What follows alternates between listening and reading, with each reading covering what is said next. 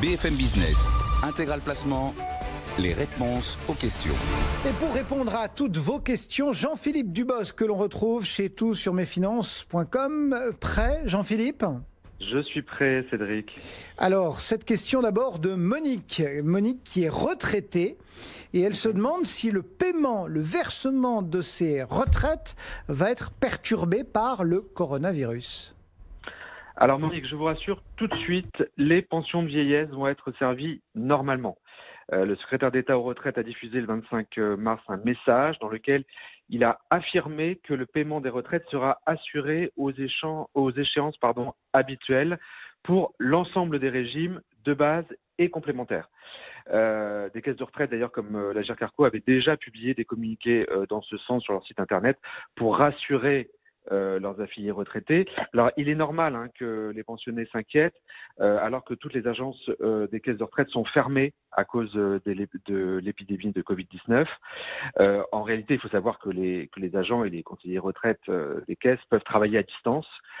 Donc, la des caisses de retraite n'est pas interrompue pendant le confinement, il faut le savoir. J'en profite d'ailleurs pour dire à ceux qui ont prévu de partir prochainement à la retraite qu'ils peuvent quand même déposer leur demande de liquidation des droits. Plus que jamais, en revanche, il faut respecter les délais, c'est-à-dire effectuer sa demande 4 à 6 mois avant la date de départ souhaitée. Sinon, vous risquez de ne pas percevoir votre pension le premier mois de votre retraite. Sachez que la plupart des caisses ne traitent plus le courrier. Vous devez donc réaliser une demande de retraite en ligne. Le plus simple est de passer, j'en avais déjà parlé, par le site info-retraite.fr qui vous permet de demander en une seule fois toutes vos retraites de base et complémentaires. Donc sur ce plan-là, il n'y a pas d'impact entre guillemets de l'épidémie.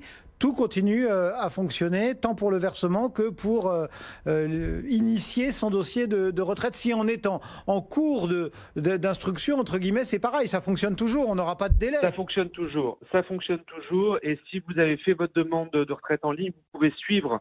C'est l'un des avantages d'ailleurs de faire la demande de retraite en ligne, c'est que vous êtes averti des différentes étapes. Vous pouvez suivre l'examen de votre dossier et donc vérifier qu'il est bien traité.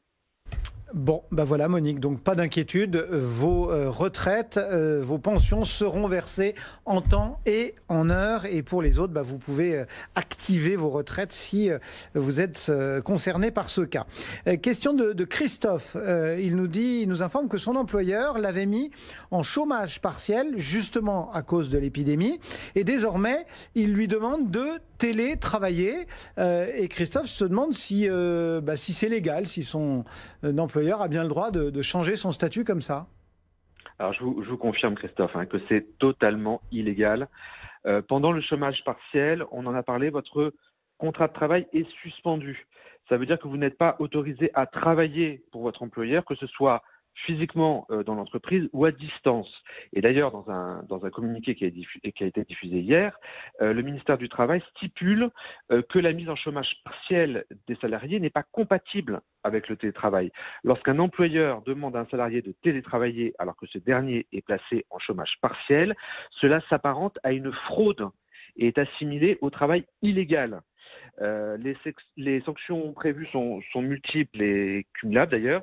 L'entreprise doit non seulement rembourser intégralement les sommes perçues au titre du chômage partiel, mais elle est interdite pendant une durée maximum de 5 ans d'aide publique en matière d'emploi ou de formation professionnelle. Ah oui, ça rigole pas. Ouais. Et en plus, le dirigeant est passible de 2 ans d'emprisonnement et de 30 000 € d'amende. Donc Christophe, vous savez ce qu'il faut dire à votre employeur. Bon, mais du coup, ça veut dire quoi l'employeur, il doit cesser la phase de chômage partiel et passer, entre guillemets, à une phase de télétravail. Ça, c'est possible ? Si vous télétravaillez, c'est que vous travaillez. Donc, vous n'avez pas à être mis en chômage partiel.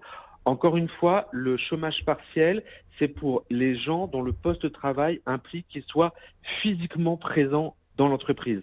Si vous pouvez travailler à distance, encore une fois, vous pouvez travailler, donc vous n'avez pas droit au chômage partiel. D'accord, mais on peut imaginer que l'adaptation, enfin, je veux dire que la phase dans laquelle une entreprise s'est située pendant un moment empêchait un salarié de venir travailler et que le télétravail soit désormais possible parce que les conditions de travail dans l'entreprise ont changé. On peut malgré tout faire évoluer une situation en arrêtant du chômage partiel, pour verser dans du télétravail. Oui, et on peut même cumuler les deux. Je m'explique. S'il y a une partie de votre poste où vous devez être présent, et ben là, vous avez le droit au chômage partiel. Si en revanche, il y a une partie de votre poste que vous pouvez faire à distance, là, vous télétravaillez. D'accord. Du coup, il y a une partialisation du chômage partiel. Bon. En fait, le chômage partiel est versé à hauteur de votre activité. D'accord. Ce qui n'est pas possible, c'est ce qu'on demande à Christophe, c'est tu restes en chômage partiel, mais en plus tu télétravailles. Ça, on peut pas cumuler. Le gouvernement ne veut pas éviter l'effet d'aubaine et on comprend, c'est quand même une mesure qui coûte très cher à la collectivité. On est d'accord. Voilà donc Christophe, si c'est effectivement votre cas, vous avez la gamme de réponses que vous a fourni Jean-Philippe Dubosc pour toutsurmesfinances.com. Question de Patrick.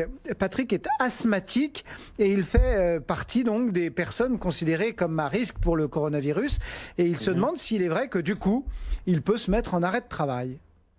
Alors oui, les personnes, Patrick, qui souffrent de maladies chroniques comme l'asthme, effectivement, ou de maladies graves comme le cancer ou la sclérose en plaques, ainsi que les femmes enceintes qui entament leur 7e mois de grossesse, peuvent demander un arrêt de travail sans avoir besoin de consulter un médecin.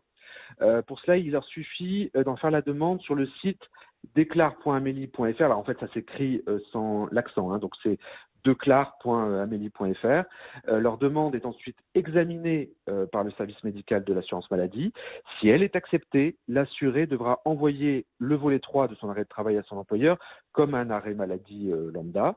La personne pourra alors percevoir des indemnités journalières pour une durée maximum de 20 jours.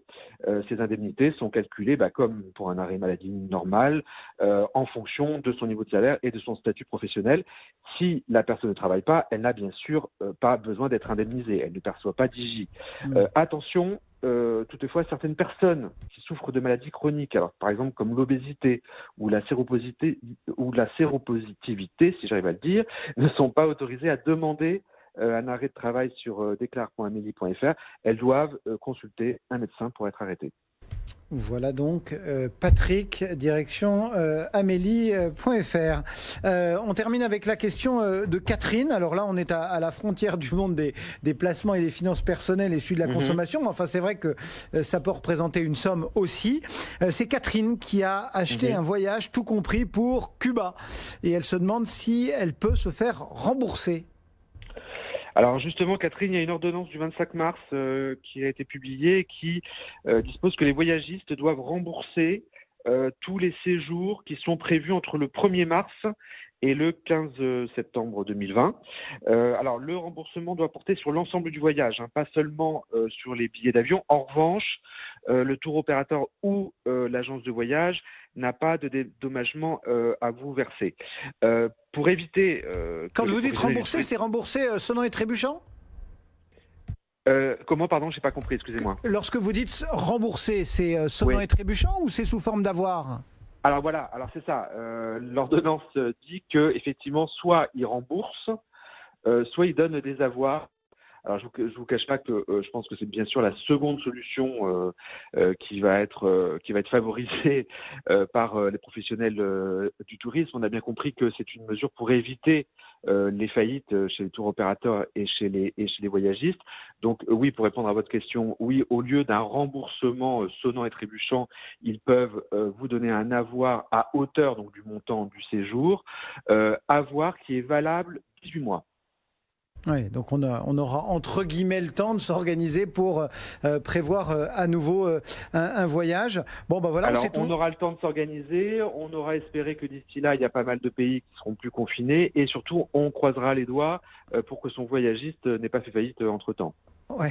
C'est ça le problème un peu. Eh oui. Bon, merci beaucoup Jean-Philippe. Jean-Philippe Dubosc, donc toutsurmesfinances.com. Chaque jour, nos experts répondent à toutes vos questions. Donc n'hésitez pas à nous faire parvenir vos interrogations. Notre mail vous attend. BFM integralplacement@bfmbusiness.fr. Vous pouvez également nous suivre et nous contacter via Twitter @inteplacement. Et bien évidemment, on transmet vos questions à nos experts afin que vous trouviez vos réponses.